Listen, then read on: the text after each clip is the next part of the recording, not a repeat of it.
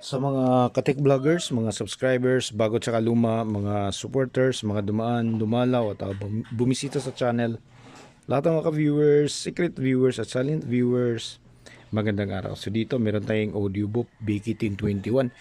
Ang issue nito ay basag yung kanyang charging input.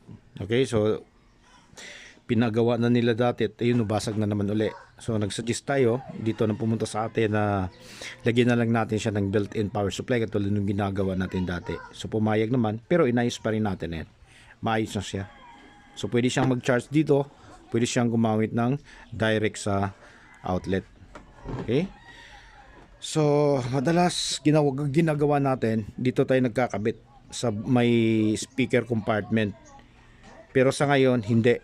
Dahil kung magkakaroon ng trouble yung ating power supply na ilalagay, matrabaho. Napakaraming screw na tatanggalin dito, tapos maiiksi lang yung wire na ginagamit dito, pwedeng maputol at hahaba yung trabaho, dadami yung trabaho. So ginawa natin dito na, dahil malaki yung espasyo dito, dito natin nilagay yung power supply. Ayan siya.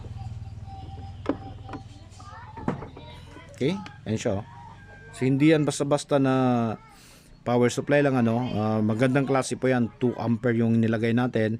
Tsaka sa mga ganito, yung quality ng power supply na ginagamit natin, kapag tayo yung pinagpo-provide ng may-ari, ang pinagbabasihan natin dyan yung kanyang budget, kung ilan. Okay, kung medyo kapos siya, so hindi tayo bibili ng magandang klaseng power supply. Tama lang natin doon sa kanyang budget. At kung minsan naman, para makatipid talaga, kung may mga luma silang power supply, yun na rin yung hinihingi natin. Ayan siya. Okay? Ang itong ganitong klaseng audio buff ay siya, naka 3.7 microfarad din yung kanyang supply. Ayan. 3.7 volts, I'm sorry. 3.7 volts lang yung kanyang supply. Naka 4,500 mAh. Tapos yan yung kanyang amplifier. Naka 10 inches yung kanyang driver, para sa mga mahilig sa kalansing. Hindi siguro to para sa inyo, dahil itong ganitong modelo ay wala pong tweeter kahit isa. So parehong full range yung ginagamit na driver.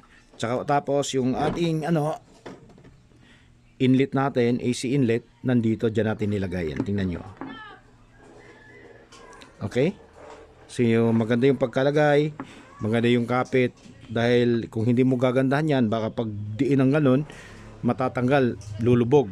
Tapos dito naman, sa mga ganitong klaseng power supply, dito siguraduhin natin na kapit yan, dahil pag nalaglag yung item, pwedeng humiwala yan, at kung naka-charge, delikado, baka dumampi dito, masunog yung mga tatamaan niya. Yan, siguraduhin natin na maganda yung kanyang kapit. Okay, so yan lang yung may papayo natin, so try natin. Ayan, kung may papakita natin yan dyan, papakita natin, wala pang indicator, pero pag sinaksak natin to,